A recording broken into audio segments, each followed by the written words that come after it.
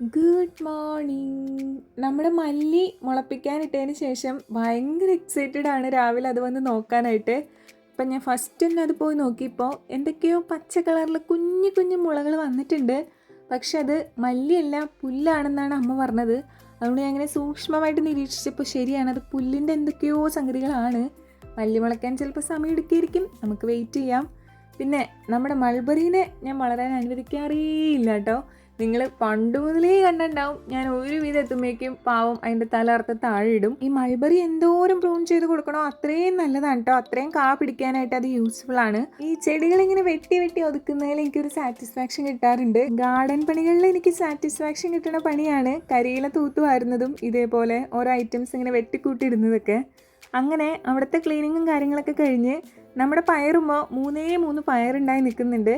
എന്തെങ്കിലുമൊക്കെ കൂട്ടുകറി വെക്കുമ്പോൾ ഇടാന്ന് ഓർത്ത് ഞാനത് പറിച്ചുകൊണ്ട് അടുക്കളയിൽ വെച്ചിട്ടുണ്ട് കേട്ടോ. മൾബറീനെ നമ്മൾ ഒരു മനസ്സാക്ഷിയും കൂടാതെ ഇത്രയും വെട്ടിക്കൂട്ടിയ സ്ഥിതിക്ക് അതിന് എന്തെങ്കിലുമൊക്കെ ഒരു സന്തോഷിക്കാൻ ചെയ്തു കൊടുക്കണമല്ലോ എന്ന് കരുതി ഞാൻ കുറച്ച് വെള്ളമൊക്കെ ഒഴിച്ചു കൊടുത്തിട്ടുണ്ട്.